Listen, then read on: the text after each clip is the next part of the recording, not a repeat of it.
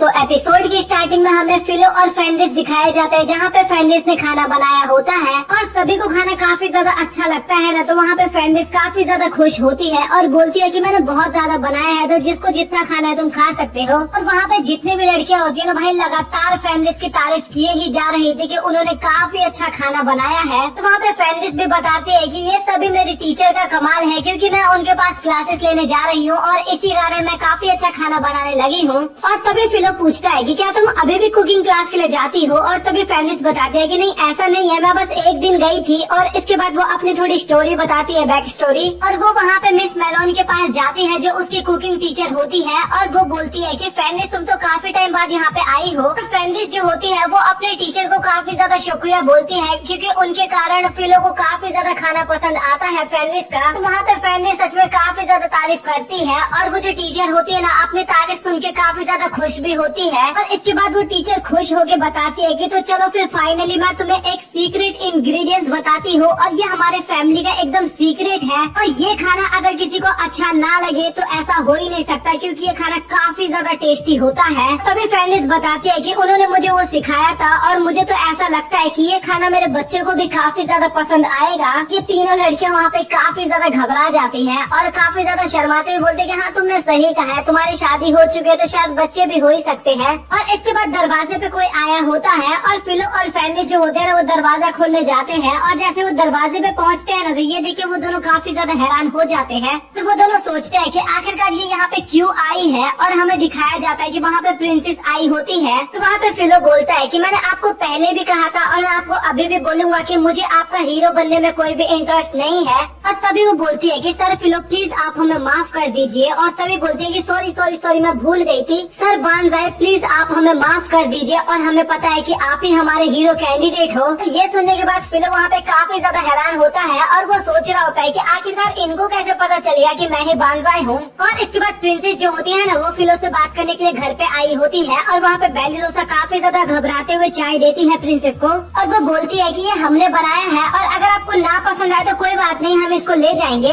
क्योंकि यहाँ पे लेवल का अंतर था ना, क्योंकि ये प्रिंसेस थी और ये एक नॉर्मल इंसान थी। तो ये सोच रही थी कि शायद प्रिंसेस ना पिए इसके हाथ का चाय। तभी वो बोलती है कि कोई बात नहीं, तुम इसको यहीं पे छोड़ दो और मुझे फिलो से अकेले में बात करनी है। तो क्या तुम सभी लोग अभी कुछ टाइम के लिए घर से बाहर जा सकते हो? तो वहाँ पे सब तो जाने के लिए एकदम तैयार हो जाते हैं, लेकिन फेंरिस जो होती है ना, वो बिल्कुल भी जाने के लिए बाहर तैयार नहीं होती। और वो बोलती है कि मेरे हस्बैंड को किंगडम के द्वारा इतना गंदा ट्रीटमेंट मिला था और इसके बाद तो मैं यहाँ से बिल्कुल भी नहीं जाने वाली। और तभी फिलो बोलता है कि कोई बात नहीं, आप मेरी वाइफ के सामने भी वो सारी बातें कर सकती हो, और अगर आपको कुछ ऐसी बात करनी है जो कि आप मेरे वाइफ के सामने नहीं बोल सकते, प्लीज आप यहाँ से खड़े हो जाइए और दरवाजा वहाँ पे है, आप वहाँ से निकल जाइए, मतलब कि आप अपने घर जाइए। और वो बोलता है कि मैं अपनी सारी बातें अपने वाइफ के साथ शेयर करता हूँ, तो ये भी मैं अवश्य करूँगा। और भाई ये सुनने के बाद वहाँ पे फेंरिस काफी ज्यादा शर्माने लगती है और वो वहाँ पे लिटरली काफी ज्यादा अंदर ही अंदर खुश भी हो रही थी। और तभी प्रिंसेस बोलती है कि हाँ ठीक है, मैं समझ गई। और इसके बाद बाकी के जो लोग होते हैं ना, वो सभी उस रूम से बाहर जाने लगते हैं। और इसके बाद प्रिंसेस जो होती है ना, वो फिलो के नीचे झुकते हुए बोलती है कि सर बानजाए मैं आपसे प्लीज माफी मांगती हूँ, दिल से माफी मांगती हूँ। और तभी फिलो बोलता है कि तुम मुझे बानजाए मत बुलाओ, क्योंकि मैं आप फिलो हूँ और मैं अपने पूरे किंगडम की ओर से आपसे माफी मांगती हूँ। और उस बैग के लिए भी हम आपसे माफी मांगते हैं, जो कि आपको एडवेंचर के तौर पे दिया गया था, क्योंकि जानबूझ के इन्होंने बेकार बैग दिया था, क्योंकि उसके अंदर से ना एकदम डैमेज आइटम निकल रहे थे बाहर। और तभी फिलो बोलता है कि प्रिंसेस आप इस तरीके से मत बैठिए, आप प्लीज ऊपर जाके बैठ जाइए। लेकिन प्रिंसेस जो होती है ना, वो वहीं पे बैठी रहती है और उसकी बात नहीं सुनती। और वहाँ पे प्रिंसेस बोलती है कि जब तक आप मुझे माफ नहीं करोगे मैं यहाँ से नहीं उठने वाली। और फिलो भी बोलता है कि मैं कोई फाइटर नहीं हूँ, मैं बस एक मर्चेंट हूँ, आप चाहे कितने भी मुझसे माफी मांग लो, लेकिन उसके बाद भी मैं लड़ाई झगड़ा बिल्कुल भी नहीं करने वाला। और फिलो बोलता है कि आपको जो भी कुछ बोलना है आप सीधा सीधा बोलिए। और इसके बाद प्रिंसेस जो होती है ना, वो एक मैप दिखाते हुए बोलती है, और ये मैप जो होता है ना, ये पूरा इनके किंगडम का होता है। और वो बताती है कि ये जहाँ जहाँ पे येलो येलो डॉट्स है ना, ये एक तरीके का डिवाइस है। और ये जो डिवाइस है ना, ये हमारे बटालियन के लीडर के पास है। और इसकी मदद से हमें पता लग जाता है कि सेना यहाँ पे तैनात हो रखी है। और इसके बाद वो बताने लगती है कि जो हमारे मेजर्स ने मिलकर बैरियर बनाया था, वो बैरियर कुछ दिनों बाद खत्म होने वाला है, मतलब कि डिस्ट्रॉय होने वाला है। और बैरियर के खत्म होते ही डीमन आर्मी उनके ऊपर अटैक कर देगी पूरे किंगडम पे। और तभी प्रिंसेस बोलती है कि हम कहना चाहते हैं कि, और तभी फेंरिस बोलती है अच्छा बताइए आप क्या कहना चाहती हो। और तभी प्रिंसेस बोलती है कि हमारा रिकवरी मैजिक काफी जल्दी खत्म होने वाला है और बिल्कुल भी मेजिस अभी तक हील नहीं कर पाए हैं अपने आप को। और धीरे धीरे जो इनका शील्ड था ना वो छोटा होते जा रहा था। तो कुछ टाउन के लोग थे ना वो बाहर निकलते जा रहे थे। तो वो बोलती है कि आप प्लीज उन टाउन के लोगों को बचा लो बस। और तभी फेनिस वहाँ पे काफी ज्यादा गुस्सा होने लगती है और बोलती है कि तुमने अपनी शक्ल देखी है, तुम काफी ज्यादा सेल्फिश हो और आखिरकार तुम अपने और डीमंस के बीच की लड़ाई में मेरे हस्बैंड को बीच में क्यों ला रही हो। उनको नहीं आना इस वॉर में और उन्होंने कितनी बार बता दिया, लेकिन फिर भी तुम उसके बाद उन्हें जबरदस्ती इसके अंदर खींच रही हो। और प्रिंसेस इन सभी बातों को समझ रही थी, लेकिन फिर भी वो बोलती है कि हमारे पास अब उतने ज्यादा सैनिक नहीं बचे हैं कि हम रक्षा कर सके उन लोगों की, और हमारे हाथ में अब बिल्कुल भी नहीं है उन लोगों को बचाने के लिए। तो इसीलिए हम यहाँ पे सर फिलो की मदद लेने के लिए आए हैं। लेकिन फेनिस वहाँ पे काफी ज्यादा गुस्सा होती है और वो बोलती है कि तुम जो भी कुछ सोच रही हो भूल जाओ, ऐसा कुछ भी नहीं होने वाला। और तभी प्रिंसेस बताती है कि किंग भी अभी हील हो रहे हैं और जैसे ही किंग हील हो जाएंगे पूरी तरीके से मैं उनको भी फिलो के पास माफी मांगने के लिए भेजूंगी। और वो बताने लगती है कि जो हमारे किंग है वो काफी अच्छे अच्छे काम किया करते थे, बट उसके बाद वो धीरे धीरे काफी बुरे बुरे काम भी करने लगे थे, क्योंकि उन्होंने रियल हीरो की पोजीशन को हटा दिया और उसके बाद एक फॉल्स हीरो को चुन लिया था। और इसके बाद पूरा का पूरा सिस्टम ही खराब हो गया और इसके बाद में वो बाकी किंग्स की गलती भी बताने लग जाती है। लेकिन राजा चाहे कितने भी ज्यादा बुरे हो, बट उनका हमेशा से एक ही मकसद रहा करता था अपने किंगडम को प्रोटेक्ट करने का। उनसे फिलहाल के लिए गलती हो गई है, लेकिन उसके बाद भी मैं आपसे हाथ जोड़ के बोलूंगी कि आप इन छोटे मोटे विलेजेस को तो प्लीज प्रोटेक्ट कर ही लो, क्योंकि हम इसको बिल्कुल भी प्रोटेक्ट नहीं कर पाएंगे। और वहाँ पे फेनिस जो होती है ना वो लिटरली काफी ज्यादा अब गुस्सा हो चुकी थी और वो बोलती है कि क्वीन तुम्हें बनना है, राज तुम्हें करना है, बट यूज तुम्हें मेरे हस्बैंड का करना है। और तभी फिलो बोलता है कि मुझे पता है कि तुम्हें क्या चाहिए, तुम्हें यही गारंटी चाहिए ना कि मैं डीमन आर्मी को ज्वाइन नहीं करूंगा। प्रिंसेस बोलती है कि हाँ मुझे यही गारंटी चाहिए। वहाँ पे फेनिस को कुछ भी समझ में नहीं आता ना, तो फिलो इसके बाद फेनिस को सब बातें समझाने लगता है और वो उसे समझाता है कि प्रिंसेस के कहने का मतलब ये नहीं है कि मैं उनकी तरफ से लड़ूं वार के अंदर। उनका कहना ये है कि गाँव में जो लोग बचे हुए हैं ना दूसरे दूर दूर के गाँव में, उन लोगों को मैं बस प्रोटेक्ट कर लूं। क्वीन भी वहाँ पे बोलती है कि तुम सही बोल रहे हो, हमारे पास इतने ज्यादा सैनिक नहीं है कि हम छोटे मोटे गाँव को बचा सके। फिर इसके बाद हमें हीरो दिखाया जाता है और उसकी सर्वेंट को भी दिखाया जाता है, जो कि उस गड्ढे से तो बाहर आ चुके थे लेकिन अभी भी छुपते फिर रहे थे। तो ये लोग सोच रहे होते हैं कि आखिरकार अब हमें करना क्या है, और लड़की तो काफी ज्यादा परेशान हो जाती है यहाँ पे। और उसकी जो सर्वेंट होती है ना उसको काफी ज्यादा भूख लगता है और इसके बाद हीरो जो होता है ना वो बैग में कुछ खाने के लिए देखने लगता है और इसके बाद बैग में से ना 2 बिस्कुट निकलते हैं और एक बिस्कुट वो अपनी सर्वेंट को देता है और वो देखते ही वो काफी ज्यादा खुशी से खाने लगती है उसे। और वो उसको काफी ज्यादा शुक्रिया बोलती है कि इतने बेकार सिचुएशन में भी आप मुझे बिस्कुट खाने के लिए दे रहे हो, और वो बोलती है कि मैं आपका काफी ज्यादा शुक्रगुजार हूँ। तभी हीरो बोलता है कि आखिरकार तुम मुझे फॉलो क्यों कर रही हो इतने बेकार सिचुएशन में भी। और तभी वो लड़की बोलती है कि ये बात तो मुझे भी आपसे पूछनी चाहिए, क्योंकि अगर मैं आपके साथ ना रहूँ ना तो आप काफी इजीली यहाँ से भाग सकते हो, लेकिन उसके बाद भी आप मुझे अपने साथ रखे हो। ये सुनने के बाद ना वहाँ पे हीरो काफी ज्यादा ब्लश करने लगता है और हीरो के साथ उसकी सर्वेंट भी काफी ज्यादा ब्लश करने लगती है। और हीरो भी सोच रहा होता है कि भाई अभी इसके दिमाग में चल क्या रहा है, ये इस तरीके का मुंह क्यों बना रही है। और इसके बाद वो लोग वहाँ से जाने वाले होते ही है, लेकिन तभी वहाँ पे एक छोटा सा स्पाइडर आ जाता है और वो अपने जाल में ना उस सर्वेंट को पकड़ लेता है। इसके बाद वो हीरो को भी अपने जाल में फंसा लेता है। और ये कोई स्पाइडर नहीं होती बल्कि ये लड़की होती है और बोलती है कि तुम्हारा अब सेक्रीफाइस करने में काफी ज्यादा मजा आने वाला है और तुम दोनों एकदम परफेक्ट भी लग रहे हो इस काम के लिए। भाई इन दोनों की तो काफी ज्यादा फट जाती है और ये दोनों सोचते हैं कि आखिरकार हमारे साथ होने क्या वाला है। फिर इसके बाद हमें रात का सीन दिखाया जाता है जहाँ पे फिलो कुछ सोच रहा होता है और उसको बिल्कुल भी नींद नहीं आ रही थी उस टाइम पे। और फेनिस उससे पूछती भी है कि आपको नींद क्यों नहीं आ रहा, और तभी फिलो बताता है कि जो भी कुछ मुझे प्रिंसेस ने बताया उसके बाद मुझे नींद नहीं आ रहा। इसके बाद फेनिस भी उसके बगल में आके बैठ जाती है और वो बोलती है कि मुझे पता है कि आप प्रिंसेस के ऑफर के बारे में सोच रहे हो। और तभी फिलो बताता है कि हाँ तुमने सही कहा। और वो बताने लग जाता है कि वो छोटे मोटे टाउन्स काफी ज्यादा खतरे में है और प्रिंसेस उन सभी को नहीं बचा सकते और मैं ऐसे उनको मरने भी तो नहीं दे सकता ना।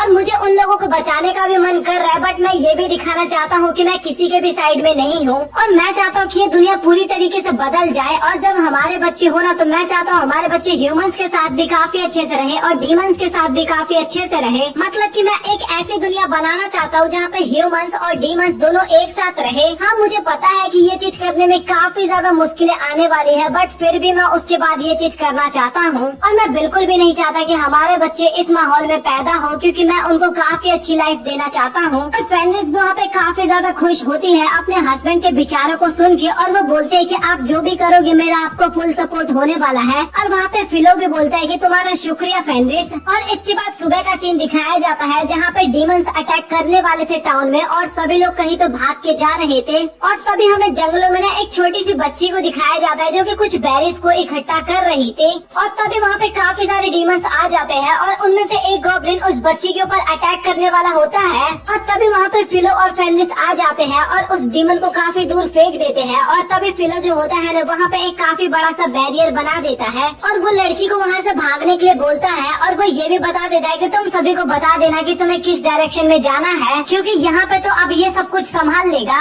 तभी फेनिक्स बोलती है कि क्या आपको नहीं लगता कि हमें इन सभी को मार देना चाहिए? और तभी फिलो बोलता है कि नहीं, ऐसा नहीं करने वाला मैं, ये काफी ज्यादा रूड हो जाएगा। और मैं ये भी नहीं दिखाना चाहता कि मैं ह्यूमंस के साइड हूँ या फिर डीमंस के साइड। और अगर मैंने इन लोगों को मार दिया ना तो इसका मतलब ये होगा कि प्रिंसेस जीत जाएगी और मैं हार जाऊंगा। और तभी फेनिक्स काफी ज्यादा हैरान होती है और बोलती है कि क्या आप प्रिंसेस से हार गए? और मैं ऐसा नहीं चाहती कि आप प्रिंसेस से हारो। और यहाँ पे फेनिक्स को कुछ भी समझ में नहीं आता कि फिलो ने अभी उसको बोला क्या। और वो वहाँ पे काफी ज्यादा रोने लगती है और बोलती है कि क्या इसका मतलब आप प्रिंसेस से शादी कर लोगे और आप 2-3 वाइफ भी रखा करोगे क्या? और भाई वो वहाँ पे काफी ज्यादा रोने लगती है। और तभी फिलो बोलता है कि अरे यार, जब तक तुम्हें कुछ समझ में ना आए करे ना तुम बोला मत करो, मैं उससे शादी क्यों करूँगा, मैंने तो तुमसे शादी कर रखी है। और तभी उनमें से एक डीमन बोलता है कि तुम तो फेनिक्स हो ना, और आखिरकार तुम इन लोगों के साथ क्या कर रही हो? और तभी वहाँ पे फिलो बोलता है कि देखो भाई लोग, मैं तुम लोगों को चोट नहीं पहुँचाना चाहता, तो चुपचाप यहाँ से चले जाओ, और ना ही तो मैं तुम लोगों को कुछ भी करूँगा और ना ही तुम लोग मेरा कुछ करना, तो तुम लोग यहाँ से जा सकते हो। और तभी वहाँ पे सभी डीमंस काफी ज्यादा हंसने लगते हैं और बोलते हैं कि आखिरकार तुझे क्या लगता है, तू बोलेगा और हम यहाँ से भाग जाएंगे, मतलब कि हम डर गए तेरे से। और तभी फेनिक्स बोलती है कि तुम एक छोटा सा बैरियर तो तोड़ नहीं पा रहे और तुम इससे लड़ने की बात कर रहे हो। और तभी वहाँ पे एक काफी बड़ा सा डीमन आता है, तो ये लिटरली काफी पावरफुल डीमन था। मतलब कि फेनिक्स जितना लेवल अप तो नहीं था, बट हाँ ठीक है, हाई लेवल का ही डीमन था।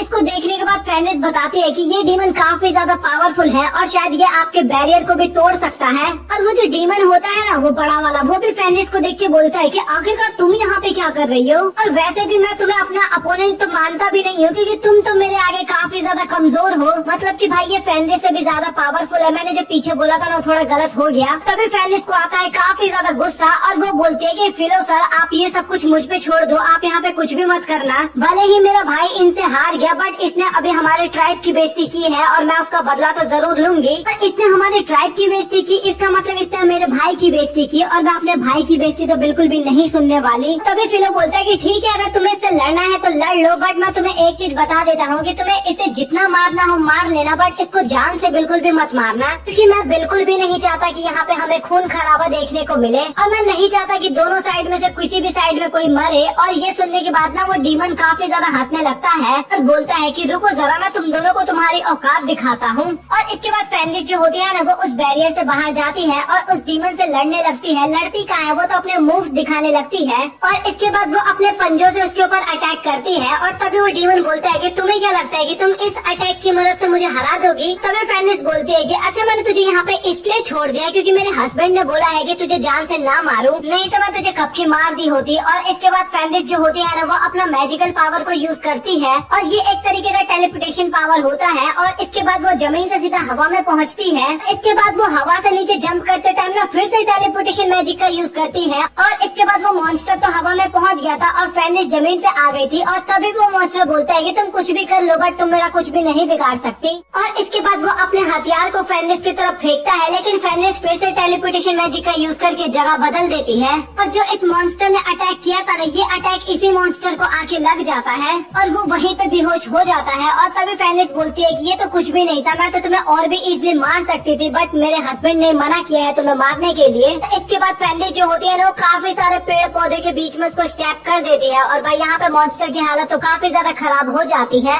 लेकिन वो यहाँ पे फिर भी उसको जान से नहीं मारती। और फेनिक्स बोलती है कि अगर मैं अपने तरीकों का यूज करती ना यहाँ पे, तो शायद तुम बचते भी नहीं। नहीं और वो काफी ज्यादा उस डीमन की बेइज्जती भी करने लगती है। और इसके बाद काफी सारे डीमंस ना फेनिक्स के ऊपर अटैक करने के लिए जाते हैं। और तभी फिलो बोलता है कि बस अब बहुत हो गया, तुम्हारा खेल मैंने बहुत ही ज्यादा देख लिया। और इसके बाद वो अपने मैजिकल पावर की मदद से ना सभी डीमंस को बांध देता है। और भाई सभी डीमंस वहाँ पे काफी ज्यादा हैरान हो जाते हैं और सोचते हैं कि आखिरकार ये अभी हमारे साथ हो क्या रहा है। और तभी फिलो बोलता है कि अब इन सबको मैं हैंडल कर लूंगा, तुमने उससे काफी अच्छी बैटल करी थी लेकिन तुमने उसको कुछ ज्यादा ही चोट पहुंचा दिया। और इसके बाद फिलो जो होता है ना वो उस डीमन को पूरी तरीके से हील कर देता है। और ये देख के ना वो डीमन भी काफी ज्यादा हैरान हो जाता है कि आखिरकार इस बंदे ने मुझे हील क्यों किया। तभी फिलो बोलता है कि देखो मुझे तुमसे बिल्कुल भी लड़ाई झगड़ा नहीं करना, तो प्लीज तुम लोग वापस चले जाओ ना, लेकिन तुम अगली बार दोबारा यहाँ पे आने की कोशिश करोगे ना तो भाई फिर तुम भूल जाओ कि मैं तुम्हें छोड़ने वाला हूँ। तभी डीमन बोलता है कि भाई तुम हो कौन, इतना ज्यादा पावरफुल हो तुम, और आखिरकार तुम किसकी साइड में हो, पहले हमें ये बता दो। तभी फिलो बोलता है कि बस मैं एक मामूली इंसान हूँ जिसकी वाइफ एक डीमन है, बस और कुछ भी नहीं है मेरे पास खास। और वो बोलता है कि मैं तुम लोगों को एक आखिरी वार्निंग दे रहा हूँ, अगर तुमने किसी को भी परेशान किया तो भाई तुम भूल जाओगे तुम दोबारा दिखने वाले हो यहाँ पे। और इसके बाद वो सारे डीमन वहाँ से डर के मारे भाग जाते हैं। और फेनिक्स बोलती है कि फिलो सर आप तो काफी अच्छी एक्टिंग करते हो। और इसके बाद हमें पास्ट का सीन दिखाया जाता है जहाँ पे फेनिक्स जो होती है ना वो फिलो को डायलॉग मारना सिखा रही थी। और वो बोलती है कि अपना हाथ कमर के पास रखना और अपना गर्दन को एकदम ऊपर करके बोलना, क्योंकि अगर तुम जितनी ज्यादा अकड़ में बोलोगे सामने वाला उतना ही ज्यादा डरेगा। और वो काफी ज्यादा तारीफ कर रही होती है फिलो की कि आपने काफी अच्छा काम किया, मुझे तो काफी ज्यादा मजा आया।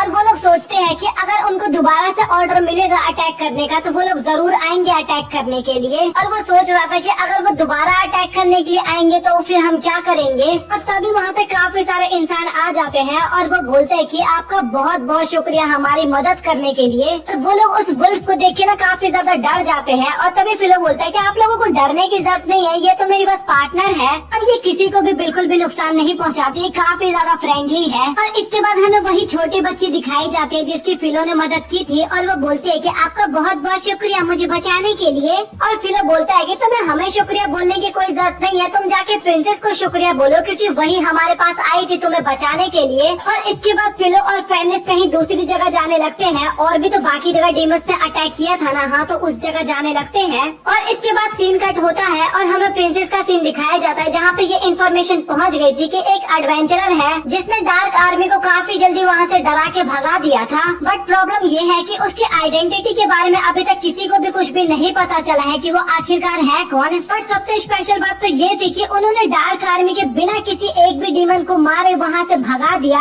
और उसने ना ही तो हमसे कोई रिवॉर्ड मांगा और ना ही कुछ मांगा, बस उन्होंने बोला है कि सीधा जाके तुम प्रिंसेस को शुक्रिया बोल देना। और वो सैनिक बताता है तो प्रिंसेस इसीलिए आपके पास काफी सारे लेटर्स आए हैं। और प्रिंसेस को तो वहाँ पे समझ में आ गया था कि आखिरकार ये किसका काम है। और इसके बाद प्रिंसेस बोलती है कि जाके तुम सभी को बता दो कि अगर वो एडवेंचरर तुम लोगों को कहीं पे भी दिखे तो उसकी मदद करनी चाहिए हमें, और हमें उसकी हमेशा मदद करनी होगी। और क्वीन भी काफी ज्यादा खुश होती है कि फाइनली फिलो ने उसकी मदद कर दी। वो सोच रही थी कि अगर फिलो इसी तरीके से काम करते रहा ना तो इंसान और डीमंस के बीच में समझौता हो जाएगा, क्योंकि ना तो फिलो ने किसी को मारा था और ना ही उसने डीमन को किसी भी ह्यूमंस को मारने दिया था। और हमें डार्क वन भी दिखाया जाता है जो कि फिलो को देख रहा था और वहाँ पे डार्क वन का बिना लड़ने का कोई इंटेंशन नहीं होता। और तभी वहाँ पे डार्क वन की सर्वेंट आती है और वो बोलती है कि सर मुझे माफ करना, बट आपके जो छोटे भाई है वो थ्रोन पे कब्जा करने की कोशिश कर रहे हैं और ये उनके द्वारा संदेशा आया है कि वो एक नया राजा बनना चाहते हैं, तो आप जल्दी से वहाँ पे जाके इस सिचुएशन को जल्दी से हैंडल करिए।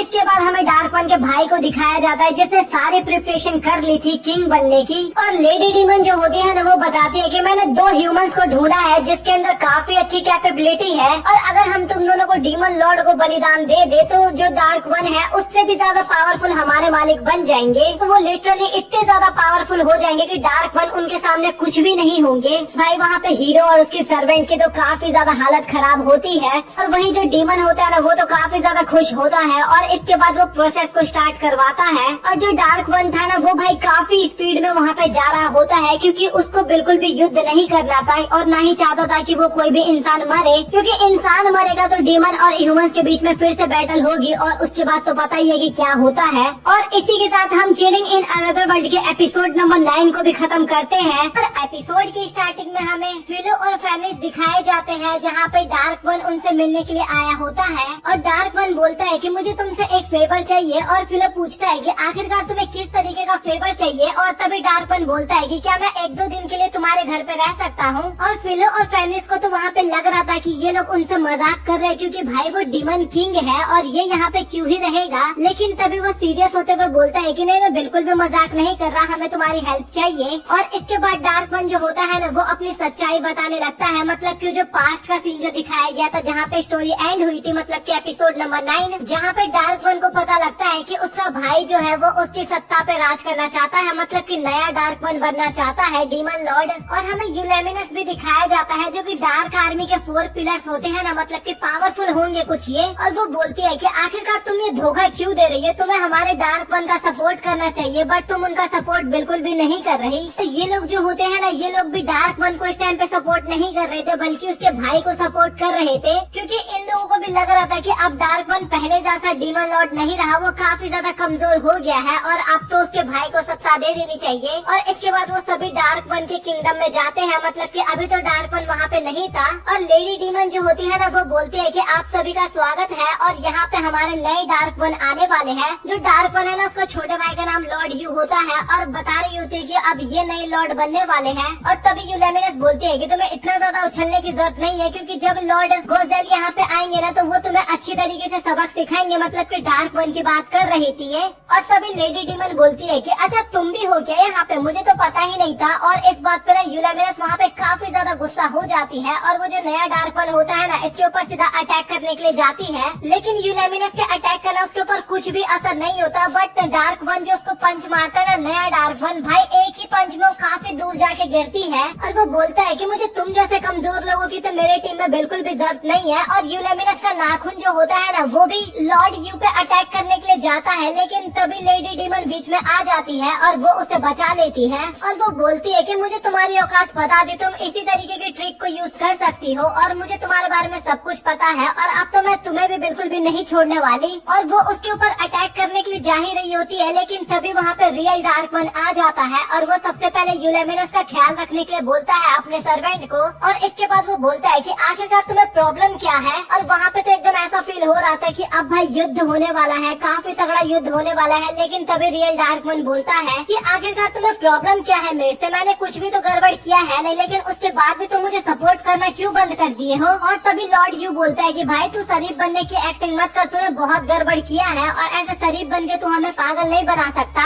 और तभी लेडी डीमन बताने लगती है कि आपने बहुत ही गलत किया था, जब हम ह्यूमंस को मार सकते थे, लेकिन उसके बाद भी आपने हमारी आर्मी को रोक दिया। और अगर हम चाहते तो काफी इजीली काफी सारे ह्यूमंस को मार सकते थे, बट आपके आदेश पे वो सभी वहीं पे रुक गए। तो आपने ये सब किस लिए किया। और ये देख के सभी को लग रहा है कि आप काफी ज्यादा पहले से कमजोर हो गए हो, इसीलिए हमने ये नया डिसीजन लिया है। और इसके बाद फिर से वहाँ पे लगता है कि युद्ध शुरू होने वाला है और अब तो दोनों भाई आमने सामने भी खड़े हो जाते हैं। और डार्क वन के पास एक रिंग होती है, मतलब कि वो पावर को दर्शाता है, मतलब कि वो डीमन लॉर्ड के पास ही होती है सिर्फ। वो रिंग ना काफी ज्यादा चमकने लगता है और सभी लोग तारीफ भी करते हैं वहाँ पे डार्क वन की। बट वो तभी अचानक से अपने रिंग को उतार के ना अपने छोटे भाई को दे देता है और बोलता है कि भाई तू ही बन जा डीमन लॉर्ड, मुझे नहीं बनना और मैं अब इस्तीफा दे रहा हूँ इस पद से। मतलब कि ऐसा भी होता है, डीमन लॉर्ड के पद से ना इस्तीफा भी दे सकते हैं, ये तो आज मुझे पता चला है भाई। और ये चीज देख के ना वहाँ पे सभी लोग काफी ज्यादा हैरान होते हैं और सभी को तो छोड़ो बल्कि उसका भाई भी काफी ज्यादा हैरान होता है और बोलता है कि भाई तुम मेरे साथ ट्रिक खेलने की कोशिश मत करियो। और इसके बाद वो रियल डार्क वन के ऊपर अटैक करने वाला होता है, लेकिन हमारा डार्क वन किसी से कम है कि वो एक लात मारता है और उसी में वो काफी दूर जाके गिरता है। और तभी रियल डार्क वन बोलता है कि ये लात मैं तुम्हें मारना तो नहीं चाहता था, बट तुमने यूलेमिनस को पंच किया, मैंने उसका बदला लिया है। यूलेमिनस मेरे लिए काफी ज्यादा खास है। और भाई वो जो 4 पिलर होते हैं ना, वो लोग भी ये देख के काफी ज्यादा हैरान होते हैं कि भाई डार्क वन तो इतने ज्यादा पावरफुल है, तो आखिरकार वो इस्तीफा क्यों दे रहे हैं। और सीधा से वो लड़ाई करके अपने ताकत दिखा के विजय प्राप्ति भी तो कर सकते हैं। और भाई हमें हीरो और उसकी सर्वेंट भी दिखाई जाती है और उन दोनों के दिमाग में तो केवल यही चल रहा था कि भाई हम किस तरीके से यहाँ से बच सकते हैं। और वो ये सारी बातें फिलो और फेनिस को बता रहा था और वो बताता है कि मेरा छोटा भाई अब राजा बन चुका है, तो इसीलिए मुझे यहाँ पे रहने के लिए थोड़ी सी जगह चाहिए थी। और बोलता है कि तुम्हारे परमिशन के बिना तो हम यहाँ पे नहीं रह सकते ना। और तभी वहाँ पे बेलिरोसा आ जाती है और वो वहाँ पे डार्क वन को देख के तो काफी ज्यादा डर जाती है। और तभी फिलो बोलता है कि अच्छा तुम लोग भी यहाँ पे आ चुके हो और मैं तुम्हारा ही वेट कर रहा था इतने टाइम से, जल्दी से यहाँ पे आओ। बेलिरोसा वहाँ पे क्या ही आएगी, उसको तो डार्क वन को ही देख के हालत खराब हो जाता है। और तभी डार्क वन बोलता है कि अब तो मैं डार्क आर्मी में भी नहीं रहा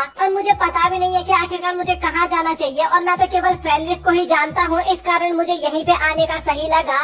और तभी बेलोसम बोलती है कि अभी कुछ समय पहले ही तो डार्क आर्मी ने ह्यूमंस के ऊपर अटैक किया था। और तभी डार्क वन बोलता है कि बट उन्हें मैंने ऑर्डर नहीं दिया था, उन्हें मेरे भाई ने ऑर्डर दिया था। और वो बोलता है कि तुम टेंशन मत लो, हम डीमन है बट हम बिल्कुल भी ह्यूमन को हार्म नहीं पहुंचाते। लेकिन यूलेमिनस तो वहाँ पे अलग ही दुनिया में होती है, वो वहाँ पे सभी ह्यूमंस को डराने की कोशिश करती है बट कोई भी नहीं डरता। और तभी फेनिक्स पूछती है कि यूलेमिनस तुम यहाँ पे आ चुकी हो तो तुम्हारे साथ जितने भी डीमन काम किया करते थे उन सब का क्या हुआ? और तभी यूलेमिनस बोलती है कि जब मैंने इस्तीफा दिया ना तो उसके बाद उन लोगों ने भी इस्तीफा दे दिया। और इसके बाद डार्क वन और यूलेमिनस होते हैं ना, इन दोनों के बीच में थोड़ा फ्रेंडली फाइट होता है, मतलब कि मस्ती मजाक वाला। और इसके बाद डार्क वन बोलता है कि फिलो तुमने काफी बढ़िया काम किया था कि तुम्हारे वजह से ज्यादा प्रॉब्लम खड़ी नहीं हुई। और मुझे तुम्हारा ये व्यवहार काफी ज्यादा अच्छा लगा कि तुम ना तो ह्यूमंस की तरफ से लड़े और ना ही डीमंस की तरफ से। तुम एक बस मिस्टीरियस हीरो बन के आए और वहाँ पे पूरे सिचुएशन को अच्छे से हैंडल कर दिया। और तभी फिलो हैरान होते हुए बोलता है कि ये बात आपको कैसे पता? और तभी डीमन लॉर्ड बोलता है कि भाई मैं डीमन लॉर्ड हूँ, मुझे सब कुछ पता है।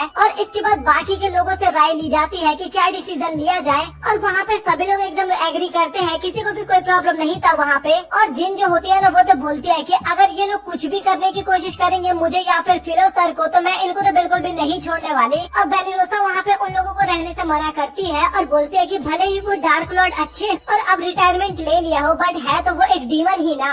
और फेनिक्स जो होती है ना वो थोड़ा इमोशनल ड्रामा मारती है कि जब मेरे पास रहने की जगह नहीं थी ना तो डार्क वन ने ही मुझे अपने पास रहने की जगह दी थी, और अभी उनके पास जगह नहीं है तो क्या मैं उनकी मदद ना करूं? और बेलिरोसा जो होती है वहाँ पे ना चाहते हुए भी उसको हाँ बोलना पड़ता है, मतलब कि डार्क लॉर्ड को परमिशन देनी पड़ती है वहाँ पे रहने की। और फेनिक्स वहाँ पे काफी ज्यादा खुश हो रही थी, वो तो सोच रही थी कि एक काफी ज्यादा स्ट्रॉन्गेस्ट डीमन हमारी टीम में आ चुका है। और इसके बाद हमें अगले दिन का सीन दिखाया जाता है जहाँ पे बेलोसम जो होती है ना वो खेती कर रही होती है। और तभी वहाँ पे डार्क वन आता है और वो बोलता है कि क्या मैं तुम्हारी हेल्प कर दूं? और तभी बेलोसम बोलते हैं कि नहीं तुम्हारी हेल्प की जरूरत नहीं है क्योंकि मेरे पास जिन भी है और हम हैंडल कर लेंगे सब कुछ। फिर इसके बाद डार्क वन जो होता है ना वो अस्तबल में जाता है बाइलरी की हेल्प करने के लिए। और वो बोलता है कि मैं घोड़ों को काफी इजीली हैंडल कर सकता हूँ, बट उसके शरीर से जो ऑरा निकल रहा होता है ना उससे घोड़े वहाँ पे काफी ज्यादा डर जाते हैं। और तभी बाइलरी बोलती है कि नहीं मुझे तुम्हारी हेल्प नहीं चाहिए, मेरे घोड़े काफी ज्यादा डर रहे हैं तुमसे। फिर इसके बाद डार्क वन जो होता है ना वो सर फिलो के पास जाता है और उससे बोलता है कि क्या ये सारे हथियार तुमने खुद बनाए हैं? और इसके बाद सर फिलो जो होता है ना वो बताता है कि हाँ मैं इन्हीं हथियार को बनाता हूँ। फिर इसके बाद उन्हें बेच के उन्हीं पैसों से हम अपना घर चलाते हैं, और साथ ही लड़कियाँ भी काफी ज्यादा मदद करती है हमारे घर को चलाने में। और इसके बाद डार्क वन की नजर ना वहाँ पे एक शील्ड पे जाती है और तभी वो बोलता है कि ये शील्ड तो जाना पहचाना लग रहा है। अच्छा तो ये मेरे डीमन ड्रैगन के ही पार्ट से बनाया गया शील्ड है और इसमें तुम्हारी भी कोई गलती नहीं है क्योंकि अटैक पहले उन्होंने ही किया था और तुम तो अपना डिफेंस करोगे ही वहाँ पे। और फिलो जो होता है ना वो भी थोड़ा निराश होते हुए बोलता है कि हाँ मुझे उन्हें मारना नहीं था और मुझे उनका हथियार नहीं बनाना था, बट उन्होंने मुझ पर अटैक किया तो मुझे मजबूरन उन पे अटैक करना पड़ा। और वो दोनों भी वहाँ पे काफी अच्छे से बात कर रहे थे। और तभी हमें यूलेमिनस जो होती है वो छिप के देख रही होती है डार्क वन को, और वो बोलती है कि हमारे डार्क वन ह्यूमन के साथ इतने अच्छे तरीके से क्यों बात कर रहे हैं। और तभी फेनिक्स बोलती है कि वो ऐसे ही है। और तभी यूलेमिनस बोलती है कि काफी ज्यादा प्रॉब्लम की बात है और मुझे उनकी काफी ज्यादा चिंता भी हो रही है और काफी सारा सिचुएशन भी खराब हो रहा है यहाँ पे। और इसके बाद हमें रात का सीन दिखाया जाता है जहाँ पे आग जला के ना सभी लोग एक साथ बैठे हुए होते हैं और मस्ती मजाक कर रहे थे, बट बेलिरोसा जो होती है ना वो उनसे काफी ज्यादा दूर बैठी होती है और वो थोड़ा निराश सी उदास सी बैठी होती है वहाँ पे। फिर इसके बाद हमें रात का सीन दिखाया जाता है जहाँ पे सभी लोग सो चुके थे लेकिन बेलिरोसा नहीं सोई थी और वो बाहर आती है और वो इस टाइम पे भी काफी ज्यादा उदास होती है। और तभी वहाँ पे फिलो और फेनिक्स आते हैं जो कि कुकी और ड्रिंक लेके आए थे और बोलते हैं कि सबसे पहले तो तुम ये खा लो क्योंकि तुम्हारा मूड काफी ज्यादा उदास है और तुम उदास दिखते हुए ना घर में बिल्कुल भी अच्छी नहीं लगती, जब तुम हंसती हो तभी अच्छी लगती हो। और वो बोलता है कि प्लीज तुम मुझे माफ करना अगर मैंने तुम्हें फोर्स किया हो हाँ बुलवाने में। और तभी बेलिरोसा जो होती है ना वो काफी ज्यादा ब्लश करते हुए बोलती है कि नहीं आप माफी मत मांगिए क्योंकि ये मेरा घर नहीं है, ये घर आपका ही है और साथ ही आप ही ने हमें भी परमिशन दिया है यहाँ पे रहने का। और तभी फिलो बोलता है कि अभी हम जिस तरीके की लाइफ स्टाइल जी रहे हैं मुझे काफी ज्यादा पसंद है। सभी लोग अपना अपना काम करते हैं, सभी लोग पैसा कमाते हैं और हम सभी एक साथ रहते हैं। और सबसे अच्छी बात हम ना ही तो ह्यूमंस की साइड है और ना ही डीमंस की साइड। तभी बेलिरोसा बोलते हैं कि आप सही बोल रहे हो बट मैं यहाँ पे किसी भी काम की नहीं हूँ, मैं आपका किसी भी काम नहीं आती। और तभी फिलो बोलता है कि ऐसा मत बोलो, तुम भी हमारी काफी ज्यादा मदद करती हो। लेकिन बेलिरोसा बोलती है कि नहीं मैं कभी भी मदद नहीं कर पाती आपकी और मुझे नहीं लगता कि मैं किसी भी काम की हूँ। और हम सभी एक साथ बैठ के खाना खाते हैं, बातचीत करते हैं और मुझे पता है कि सभी लोग का विचार एक जैसा नहीं होता, बट फिर भी जो मेरे दिमाग में डीमंस को लेके खौफ है वो बिल्कुल भी जाने का नाम ले ही नहीं रहा। मैं उनको देख के काफी ज्यादा डर जाती हूँ। जो ह्यूमंस की डीमन से दुश्मनी है मैं उनको फील कर पाती हूँ। मैं आज तक कभी भी बैटल करने के लिए नहीं गई हूँ, लेकिन उसके बाद भी जो सैनिक लड़ने के लिए जाते हैं और मर जाते हैं उनके परिवार वालों की फीलिंग्स को मैं जान पाती हूँ, और इसलिए मैं कभी भी डीमंस को माफ नहीं कर सकती। भले ही डार्क वन अब डीमन लॉर्ड नहीं रहा, लेकिन उसके बाद भी वो डीमन ही है और मैं कभी भी उन्हें माफ नहीं कर सकती। तभी फिलो बोलता है कि तुम सही हो, तुम्हें नफरत करती हो, तुम्हें कोई प्रॉब्लम नहीं है, और तुम्हारी तरह काफी सारे ह्यूमंस यही सोचते होंगे डीमंस को लेके, और यही लाइफ का पार्ट है जहाँ पे हमें काफी सारे प्रॉब्लम्स का सामना करना होता है। और तभी फेनिक्स बताने लगते हैं कि तुम्हें पता है जब तुम पहली बार हमें मिले थे ना, ये फर्स्ट एपिसोड की बात हो रही है, तो उस टाइम पे मैंने सोचा था कि मैं तुम सभी को खा जाऊंगी वहीं पे तुम्हें मार के। और ये सुन के वहाँ पे बेलिरोसा काफी ज्यादा गुस्सा हो जाती है और बोलती है कि यार तुम इतनी ज्यादा क्यूट लगती हो बट तुम इतना गंदा सोचती हो। और फेनिक्स बोलती है कि अच्छा तो क्या मैंने कुछ गलत सोच लिया क्या, बट मैं तो यही सोच रही थी। और भाई वहाँ पे बेलिरोसा की आप लोग एक बार शकल देखो भाई, वो फिर से कितनी ज्यादा डर जाती है यहाँ पे। और तुम्हें देख के तो कभी कोई बोल ही नहीं सकता कि तुम कभी किसी ह्यूमंस को मारोगी। तुम इतनी ज्यादा प्यारी हो बट तुम अंदर से बहुत ही ज्यादा बेकार हो। और तभी फेनिक्स काफी इरिटेट होके बोलती है कि अच्छा तो तुम मुझे गुस्सा मत दिलाओ, नहीं तो मैं फिर से पहले जैसी फेनिक्स बन जाऊंगी। और इसके बाद थोड़े टाइम बाद ना वो लोग कुकी खाने लगते हैं वहाँ पे, और इसके बाद वहाँ पे सब कुछ एकदम ठीक हो जाता है। फिर इसके बाद हमें अगले दिन का सीन दिखाया जाता है जहाँ पे फेनिक्स जो होती है ना वो डार्क वन के पास जाती है और वो बोलती है कि तुम यहाँ पे रह सकते हो, बट अगर तुमने किसी भी ह्यूमन को नुकसान पहुँचाया ना तो मैं तुम्हें बिल्कुल भी नहीं छोड़ने वाली। तभी डार्क वन बोलता है कि अच्छा तुम्हारा शुक्रिया कि तुमने हमें एक्सेप्ट कर लिया है और हमें घर पे रहने दोगी। और तभी बेलिरोसा बोलती है कि हाँ तुम घर पे तो रह सकते हो बट मैं 24 घंटे तुम्हारे ऊपर नजर रखने वाली हूँ। और यूनामिनस ना वहाँ पे बेलिरोसा का काफी ज्यादा मजाक उड़ाने लगती है और बोलती है कि तुम क्या ही कर लोगे, तुम तो इतनी ज्यादा कमजोर हो। तभी बेलिरोसा बोलती है कि तुम तो चुप ही रहो, तुम तो 2 बार हमारे सर फिलो से हार चुकी हो, तुम क्या बोल रही हो। और इसके बाद जो डार्क वन होता है ना वो बेलिरोसा से हाथ मिलाने के आगे बढ़ता है, बट बेलिरोसा हाथ मिलाने से मना कर देती है और बोलती है कि जिस दिन मुझे तुम पे पूरा भरोसा हो जाएगा ना मैं सिर्फ उसी दिन तुमसे हाथ मिलाऊंगी। और इसके बाद बेलिरोसा जो होती है वो हंटिंग पे चली जाती है। फिर सीन कट होता है और हमें हीरो का सीन दिखाया जाता है जहाँ पे वो लोग ना उस कैद से निकल के भाग चुका होता है और उसकी सर्वेंट जो होती है ना वो भी उसके साथ होती है, और उन्होंने काफी ज्यादा ट्रेजर भी वहाँ से चुरा लिया था। भाई ये कभी भी नहीं सुधरेगा बिल्कुल भी। तो इसी के साथ ये एपिसोड यहाँ पे हो जाता है खत्म।